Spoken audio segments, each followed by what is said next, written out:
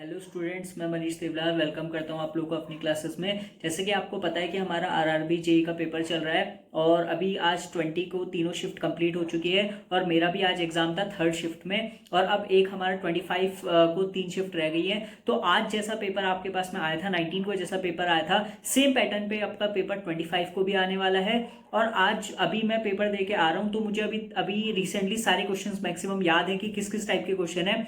तो अभी मैं आप लोगों को एक एक करके सारे पैटर्न बताने वाला हूं और इस वीडियो में ये वीडियो स्पेशली है साइंस के लिए, क्योंकि साइंस से सबसे ज्यादा क्वेश्चंस थे, 30 क्वेश्चन साइंस के थे और एक एक टॉपिक मैं आपको बताऊंगा और बुक भी आपको बताऊंगा कि किस बुक से किस टॉपिक से कहां से क्वेश्चन आ रहे हैं। तो सबसे पहले देखो, साइंस के 30 क्वेश्चन थे आज के पेपर में और जो लेवल है साइंस का वो बहुत ना तो बहुत डिफिकल्ट है ना तो बहुत ईजी है। हाँ, बट ये है कि भाई डीप पूछा जा रहा है, खाली ऊपर ऊपर से अगर आप पढ़ के गए हो साइंस या आपने अभी तक अच्छे से डीपली किसी बुक में से नहीं पढ़ा है, खाली यूट्यूब की वीडियोस देखिए, किसी बुक से आपने अच्छे से साइंस नहीं पढ़ी है तो आपको थोड़ा सा डिफिकल्ट लगने वाली है। ठीक है, तो देखो साइंस जो थी वो मेनली आपके पास में सिर्फ और सिर्फ एनसीईआरटी से आई है। एनसीईआरटी 9th और एनसीईआरटी 10th, अगर आप ये दोनों बुक्स को ढंग से पढ़ लोगे तो आप और इसको थोड़ा सा डीपली पढ़ लोगे तो आपका पेपर बहुत अच्छा जाएगा। अब मैं आपको वन बाय वन टॉपिक बताने वाला हूं कि मतलब टॉपिक बताता हूं और चैप्टर बताता हूं कि किस किस चैप्टर में से किस किस टॉपिक पे क्वेश्चन आए थे। तो क्लास 9th एनसीईआरटी की जो बुक है उसमें जो हमारा पहला चैप्टर है सेल, उसमें से काफी सारे क्वेश्चन आए थे।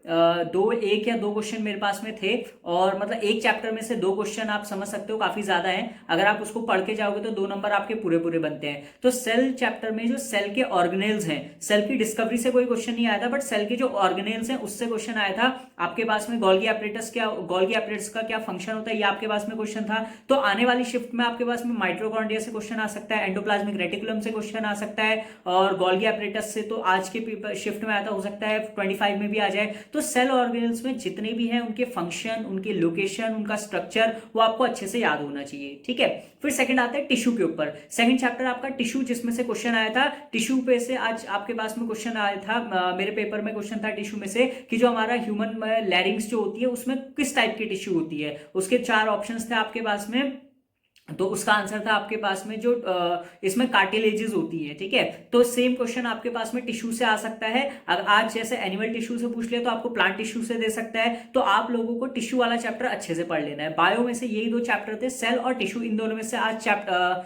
आपके पास में क्लास 9 से क्वेश्चन आया था। फिर उसके बाद क्लास 9 की ही बुक में आपके पास में फिजिक्स के पार्ट में चैप्टर मिलेगा आप लोगों को ग्रेविटेशन।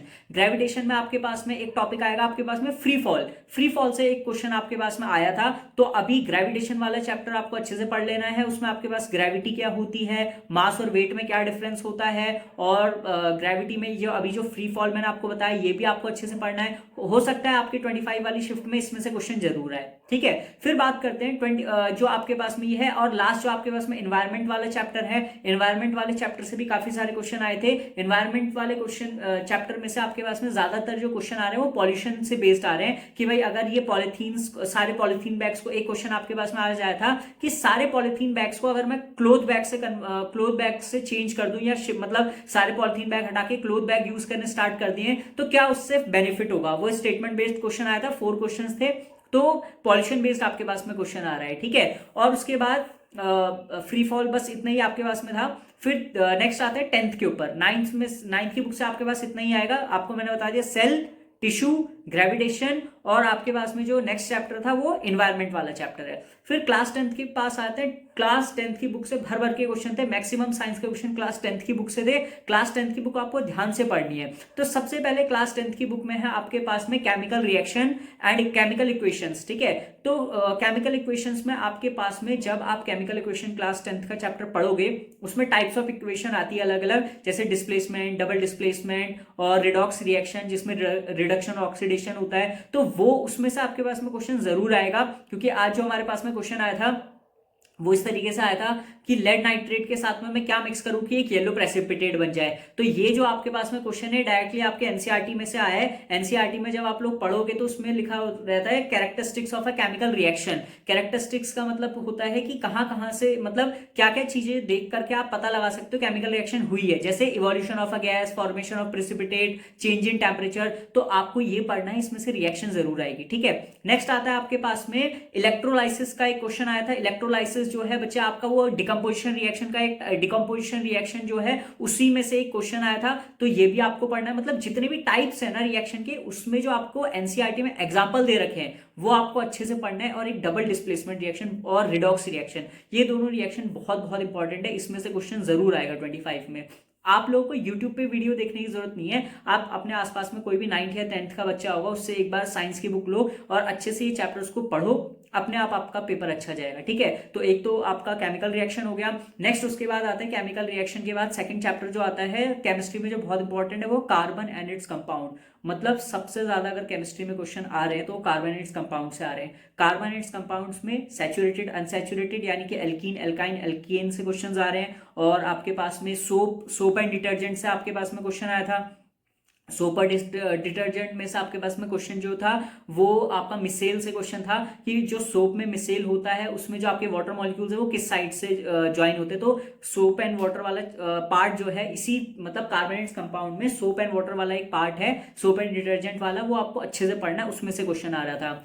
फिर अभी फर्स्ट चैप्टर हो गया हमारा और फोर्थ चैप्टर हो गया कार्बोनेट्स कंपाउंड्स। अच्छा सॉल्ट एंड, हाँ एक आपके पास में क्या एसिड बेस एंड सॉल्ट, उसमें से भी क्वेश्चन आया था। एसिड बेस एंड सॉल्ट में से आपके जो सॉल्ट्स हैं उसमें से आपके पास में क्वेश्चन आया था। सॉल्ट में आपके पास में ब्लीचिंग पाउडर हो गया, वॉशिंग सोडा हो गया, और क्या बोलते हैं बेकिंग सोडा, वॉशिंग सोडा और ब्लीचिंग पाउडर और जिप्सम, ठीक है, या प्लास्टर ऑफ पेरिस जिसको हम बोलते हैं। तो इनकी प्रिपरेशन रिएक्शन आपको याद होनी चाहिए, इनके यूजेस आपको याद होनी चाहिए। आज की मेरी शिफ्ट में जो क्वेश्चन था उसमें ये था कि वॉशिंग सोडा इनमें से किस किस पर्पस के लिए यूज हो सकता है। ठीक है, तो ये भी एक स्टेटमेंट बेस्ड क्वेश्चन था। और ब्लीचिंग वॉशिंग सोडा का आपके पास में एक तो केमिकल कंपाउंड आया था कि वॉशिंग सोडा का केमिकल नेम क्या है, और दूसरा आपके पास में वॉशिंग सोडा का ही यूज भी आया था। एक वॉशिंग सोडा से दो क्वेश्चन बने थे आपके पास में, तो हो सकता है वॉशिंग सोडा पूछ लिया तो बेकिंग सोडा पूछ सकता है, जिप्सम पूछ सकता है, कुछ भी पूछ सकता है। तो आप लोगों को केमिस्ट्री में 10th क्लास की केमिस्ट्री के 3 चैप्टर अच्छे से करने हैं, केमिकल रिएक्शन, और सेकंड आपका एसिड बेस सॉल्ट, और थर्ड आपके पास में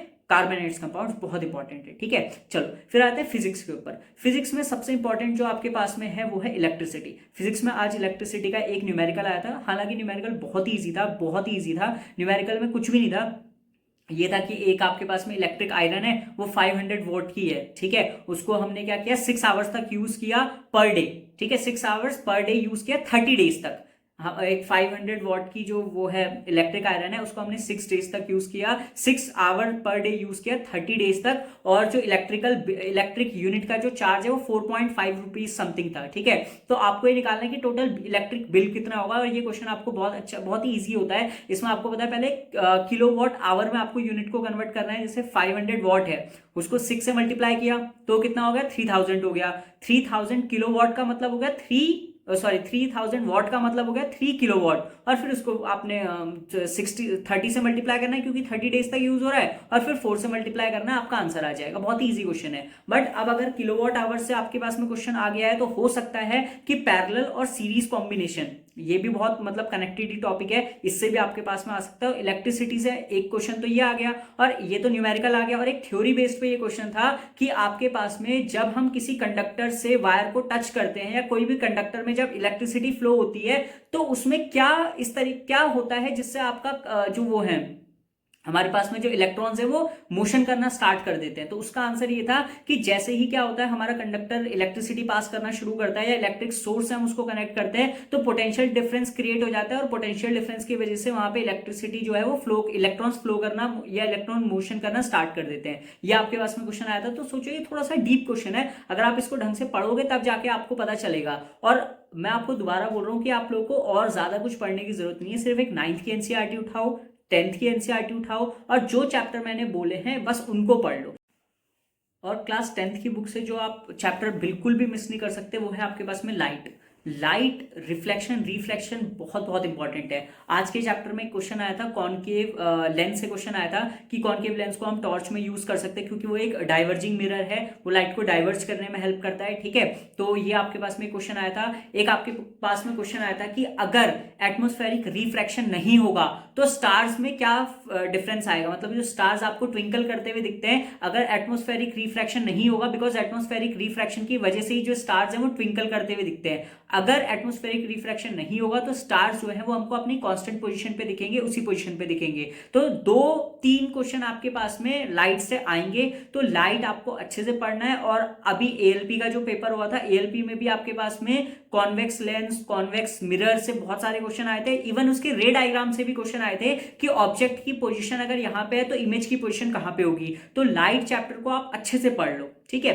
अब एक बार मैं आपके लिए समराइज कर देता हूं पूरा आपको क्या क्या पढ़ना है। क्लास 9th की एनसीईआरटी उठानी है। क्लास 9th में cell chapter, tissue chapter, gravitational chapter और लास्ट में जो एनवायरनमेंट वाला चैप्टर है वो आपको अच्छे से पढ़ना है। फिर क्लास 10th की एनसीईआरटी उठाओगे। क्लास 10th की एनसीईआरटी में पहला chapter chemical reaction and its types, और सेकंड चैप्टर है आपके पास में एसिड बेस सॉल्ट, और नेक्स्ट 4th चैप्टर है उस बुक का carbon and it's compounds, book का आई मीन टू से केमिस्ट्री वाले पोर्शन का, ठीक है। फिर उसके बाद बायो वाले पोर्शन में इसमें हर्ट से क्वेश्चन था, लाइफ प्रोसेस। आप जब चैप्टर पढ़ोगे तो हर्ट से क्वेश्चन था कि बाइकस्पिड और ट्राइकस्पिड वॉल्स जो होती हैं हर्ट में, उनका क्या फंक्शन होता है, ये आपको पढ़ना है। तो मतलब हर्ट जो ट्रांसपोर्टेशन है, ट्रांसपोर्टेशन का जो पार्ट है लाइफ प्रोसेस में, उसको आप अच्छे से पढ़ लेना। और साथ में या वो पढ़े तो डाइजेशन से भी क्वेश्चन आ सकता है। जरूरी नहीं है कि भाई एक पेपर में आपको ट्रांसपोर्टेशन से दिया तो अगले में भी ट्रांसपोर्टेशन से ही दे। चैप्टर सेम होगा लेकिन हो सकता है टॉपिक अलग अलग हो जाए। तो इसीलिए अगर आपके पास में आज ट्रांसपोर्टेशन से क्वेश्चन आया तो कल डाइजेशन से क्वेश्चन भी आ सकता है, एक्सक्रीशन से भी आ सकता है। तो बहुत अच्छा रहेगा आपके लिए कि आप उस पूरे चैप्टर को अच्छे से पढ़ लो, ठीक है।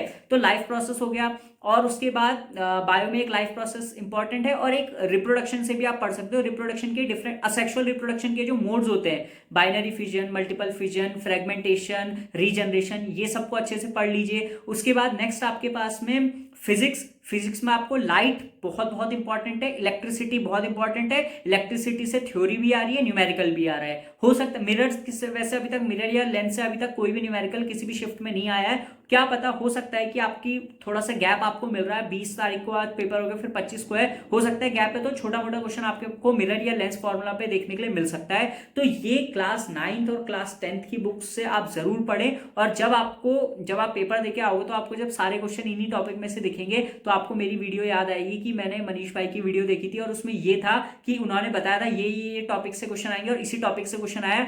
अगर आप चाहते हैं कि रेलवे एग्जाम्स की और भी इंफॉर्मेशन, और भी टॉपिक्स या और भी आपके एजुकेशनल कंटेंट आपको रेलवे एग्जाम्स में मिलता रहे, तो प्लीज़ इस चैनल को सब्सक्राइब जरूर कर लीजिएगा। Thank you.